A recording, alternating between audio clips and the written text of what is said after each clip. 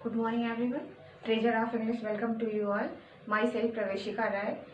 और आज मैं जो आप लोग को पढ़ाने वाली हूँ वो प्रोनाउन के टाइप्स के बारे में पढ़ाऊंगी। और प्रोनाउन की सभी टाइप्स को आज मैं क्लियर नहीं कर सकती अपनी सिंगल वीडियो में, इसलिए मैंने प्रोनाउन की सबसे पहली पॉइंट, जिसे कि हम सबसे पहला उसका टाइप कहेंगे, उसे मैं आपके सामने क्लियर करूंगी। प्लीज़ आप लोग बिल्कुल ध्यान से बोर्ड पे और मेरी बातों को सुनने का कष्ट करिएगा।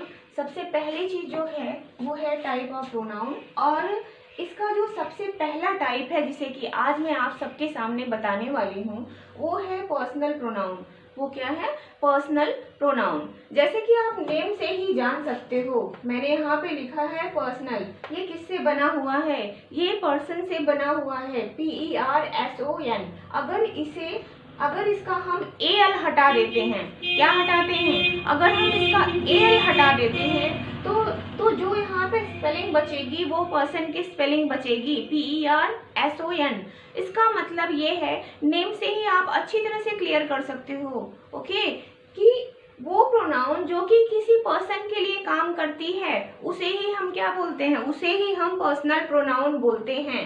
ठीक है, अब देखिए सबसे पहली चीज ये है कि इंग्लिश में जो पर्सन होता है वो कितने टाइप का होता है, ये जानना आपको बहुत ज्यादा जरूरी है कि जो इंग्लिश में जो पर्सन होता है वो कितने टाइप का होता है।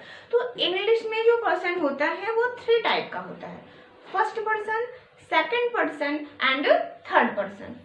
फर्स्ट पर्सन क्या होता है? फर्स्ट पर्सन वो होता है जो कि स्पीकर का काम करता है, जो कि किसी बात को कहता है। अगर मान लीजिए, इमेजिन करिए, अगर आप किसी से बात करते हैं तो उसमें कम से कम 3 लोग होते हैं जिनके बारे में, एक तो वो होता है जो कि बात करता है, दूसरा वो होता है जो बात सुनता है, और तीसरा वो होता है जिसके बारे में बात कही जाती है।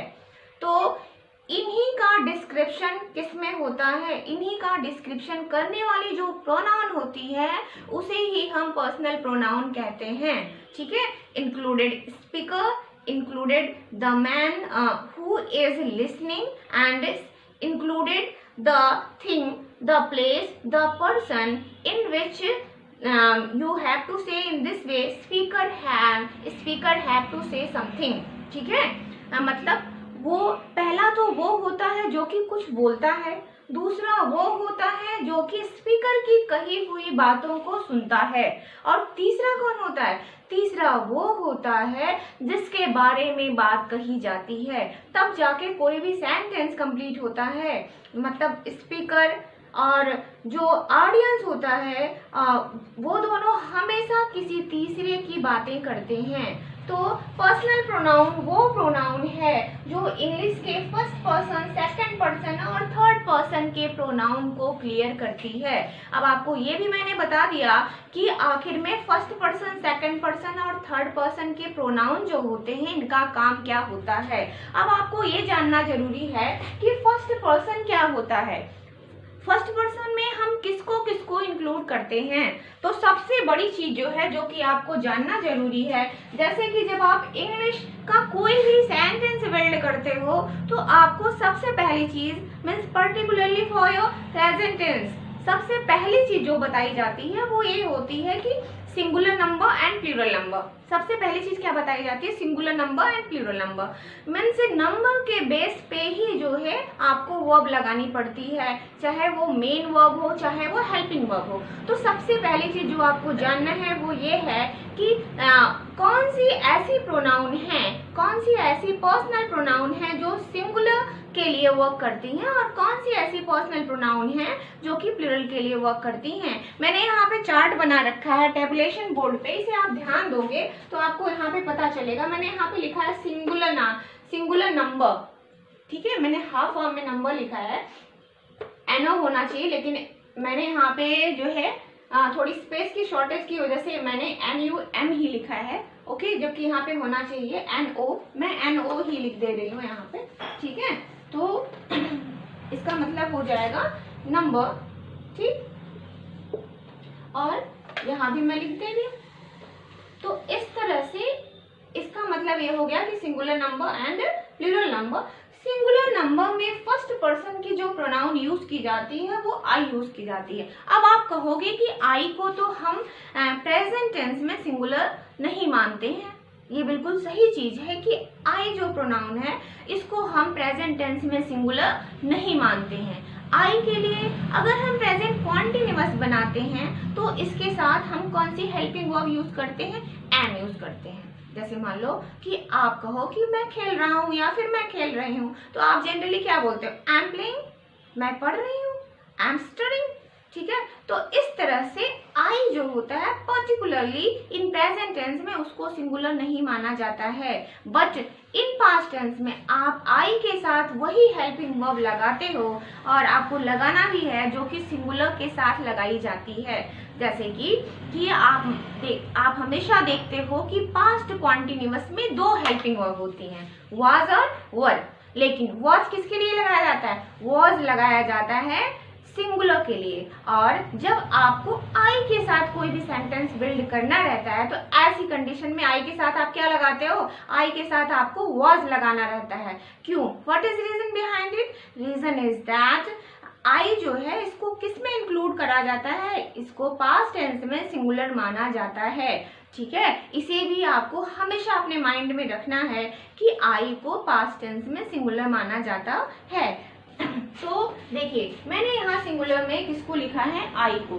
अगर जैसे कि स्पीकर अगर सिर्फ मैं हूँ, ठीक, सिर्फ आप हो, तो आप अपने लिए और मैं अपने लिए क्या लगाते हैं, हम लोग आई लगाते हैं ना।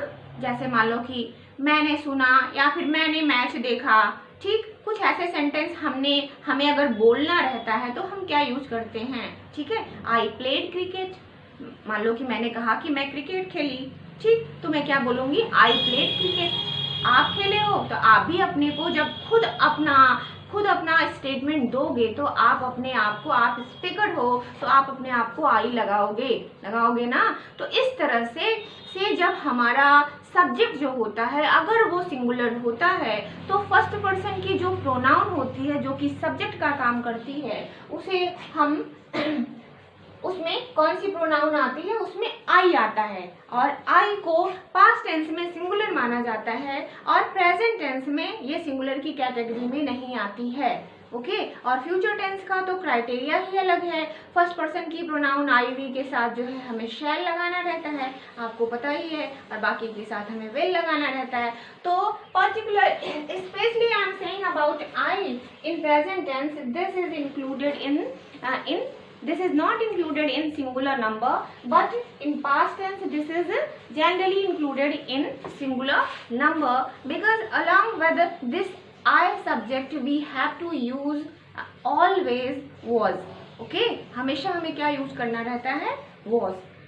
अब देखिए स्पीकर, फर्स्ट पर्सन के स्पीकर के रूप में जो पहला सब्जेक्ट काम करता है वो क्या होता है, आई। और सिंगुलर के लिए अगर प्लूरल के लिए कहना है, भाई देखिए अगर स्पीकर या तो आप होंगे या तो आपसे ज्यादा लोग होंगे, तो आपसे ज्यादा 2 भी हो सकते हैं, 2 से ज्यादा भी हो सकते हैं, 200 भी हो सकते हैं, ठीक है, 2 लाख भी हो सकते हैं ना।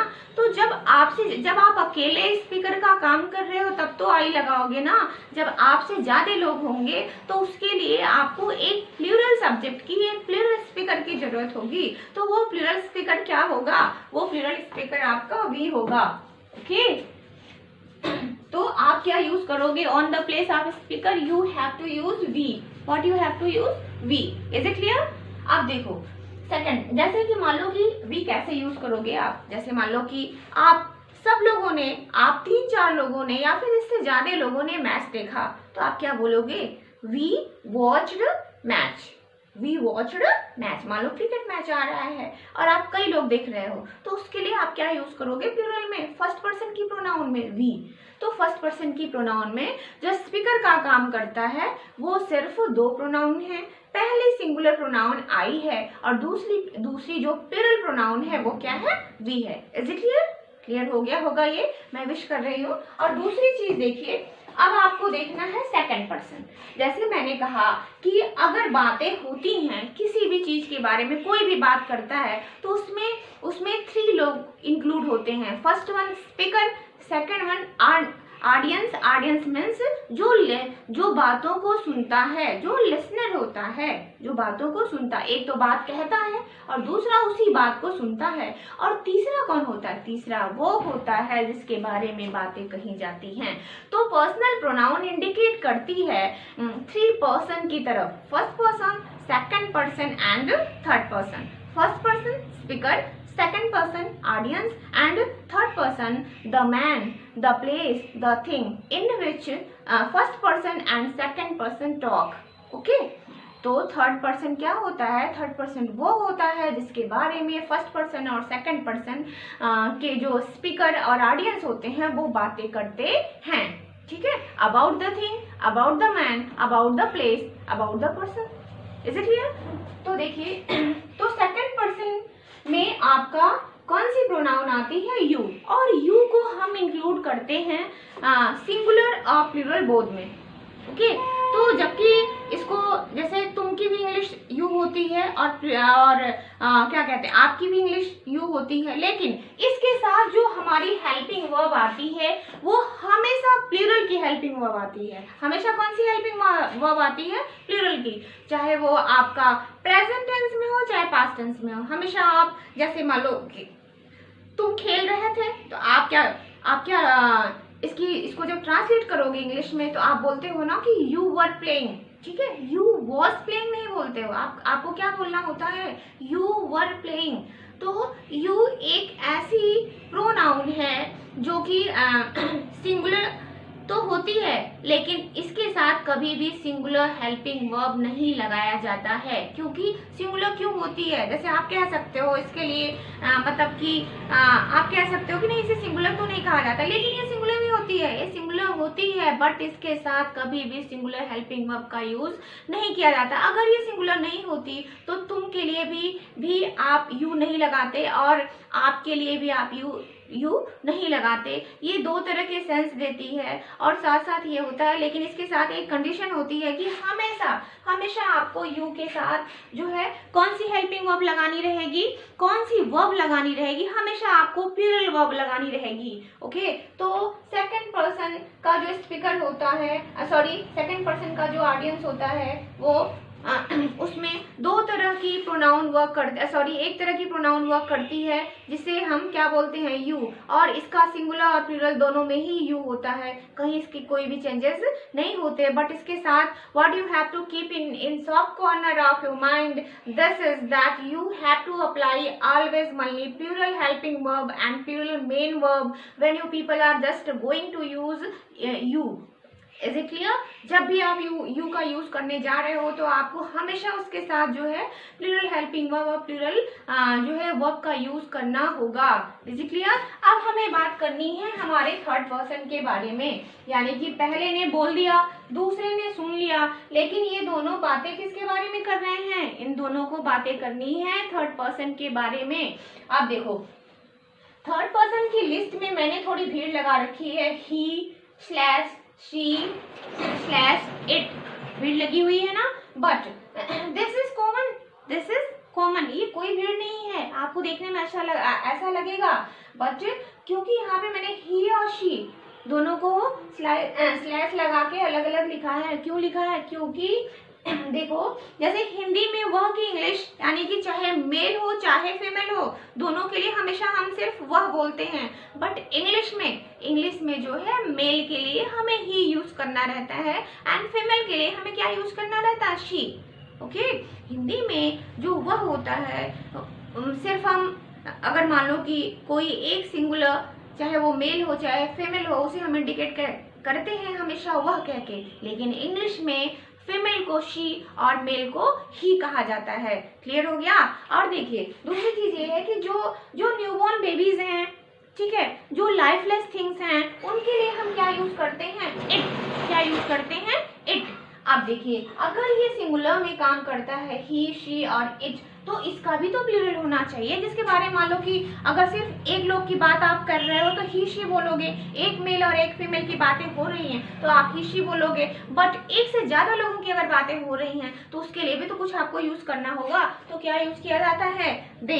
क्या यूज किया जाता है? दे। इस तरह से आपको आज मैंने ये बताया कि जो हमारे पर्सनल प्रोनाउंस हैं ये थ्री टाइप्स के पर्सन को इंडिकेट करते हैं, first person, second person and third person. And about first person I suggested to you all, means first person को हम किस कैटेगरी में रखते हैं? स्पीकर का काम ये करता है। एंड सेकंड पर्सन ये ऑडियंस का काम करता है। एंड थर्ड पर्सन, इसके बारे में हमें फर्स्ट पर्सन और सेकंड पर्सन बातें करते हैं, उसे ही हम थर्ड पर्सन कहते हैं। और इसका सिंगुलर नंबर में कौन से सब्जेक्ट्स आते हैं और प्लूरल नंबर में क्या आता है, इसे भी मैंने आपको बताया। और इस वीडियो को आगे मैं कंटिन्यू रखूंगी आपको इसके अदर प्रोनाउन के अदर टाइप्स को बताने के लिए। प्लीज़ आप इस चैनल को हमेशा देखते रहिए। अगर लाइक सब्सक्राइब नहीं किया है तो प्लीज़ करिए। Thank you everyone.